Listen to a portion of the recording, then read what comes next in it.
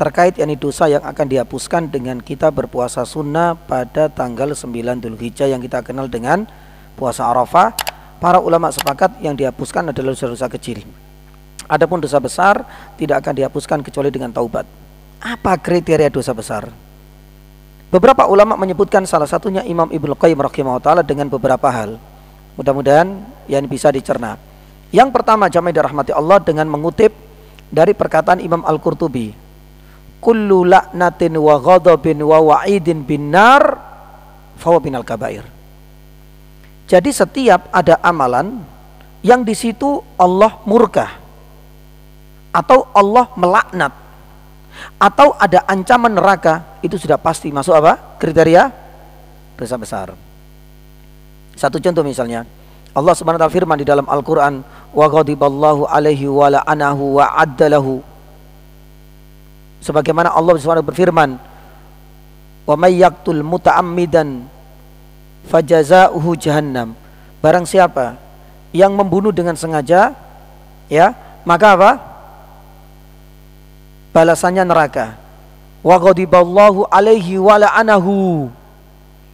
Di situ ada laknat, ada kemurkaan, maka berarti itu adalah salah satu contoh ketika ada perbuatan dosa tapi disertai dengan adanya laknat, kemurkaan, pun demikian ancaman neraka, berarti sudah pasti masuk kategori apa? Dosa besar. Yang kedua, kriteria dosa besar itu adalah ketika dinafikan dari masuk surga. Allah Subhanahu wa ta'ala firman, la yadkhulul jannata, Rasul sallallahu alaihi wasallam bersabda, la yadkhulul jannata qattatun. Qattat itu ada yang mengatakan orang yang adu domba gak akan masuk surga. Berarti adu domba masuk dosa besar. Itu kriteria karena dinafikan masuk surga. Sebagaimana Nabi sallallahu alaihi wasallam bersabda, la yadkhulul jannata qati'ur rahimin. Dalam hadis sahih, tidak akan masuk surga orang yang memutus tali apa? Silaturahim. Ini kriteria yang kedua ketika dinafikan dari masuk surga. Yang ketiga, Imam Ibnu Qayyim rahimahullah ta'ala menambahkan bahwasanya kalau seandainya seseorang itu dinafikan dari golongan Nabi Shallallahu Alaihi Wasallam, berarti perbuatan itu termasuk dosa besar. Sebagaimana Rasulullah sallallahu alaihi wasallam pernah bersabda, man hamalas silah falaisa minnah. Barang siapa yang memberontak, yang bawa senjata untuk memberikan rasa takut sampai memberontak, sampai membunuh kaum muslimin, falaisa minna, bukan termasuk golongan kami, kata Rasulullah. Berarti perbuatan ini masuk dosa besar. Sebagaimana Nabi sallallahu alaihi wasallam juga pernah bersabda, faman raghiba an sunnati falaisa minni. Orang yang tidak suka, benci dengan sunnahku, Rasulullah mengatakan apa? Falaisa minni, bukan termasuk golonganku. Maka kalau kita dapati amalan-amalan yang di situ Nabi menafikan dia bukan golonganku, itu sudah masuk kriteria dosa besar. Yang keempat, mungkin sampai 4 ya, ini saja. Ya, para ulama mengatakan, dan ini tambahan dari Syekh Utsaimin rahimahullah ta'ala, kalau seandainya kita jumpai amalan itu dinafikan keimanan pelakunya, maka ini juga masuk dosa besar. Dinafikan keimanannya.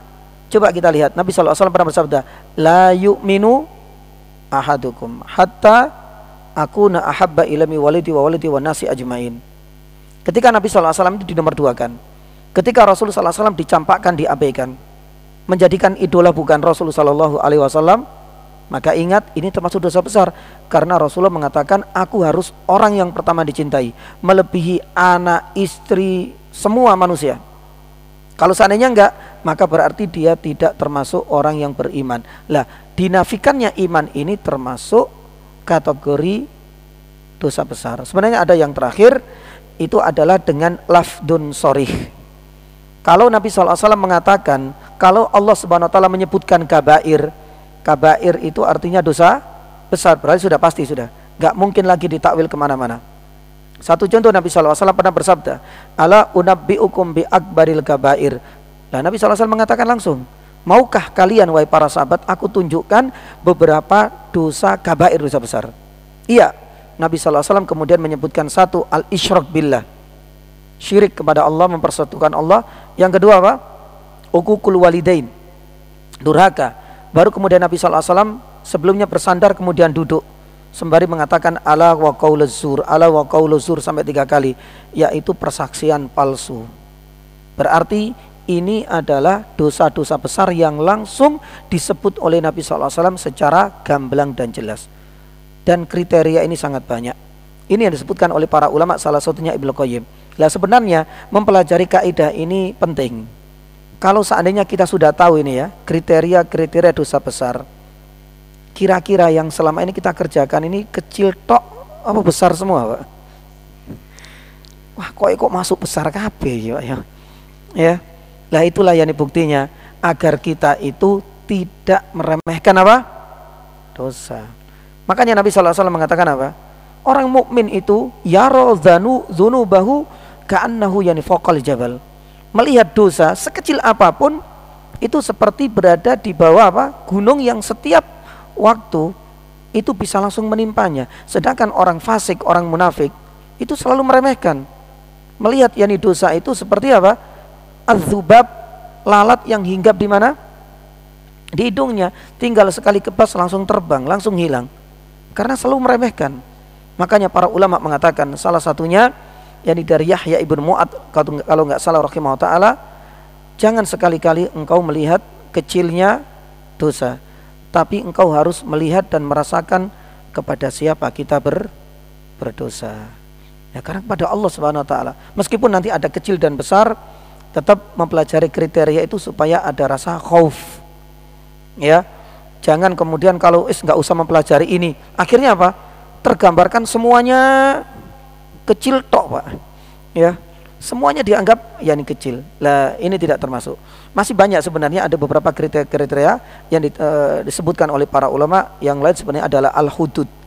Ya, setiap dosa yang ada hukuman had dalam syariat Islam. Had itu apa? Had itu adalah hukum yang ditentukan Allah. Misalnya mencuri diapakan? Nah, itu berarti dosa besar. Membunuh diapakan? Dikisos, lah berarti dosa besar.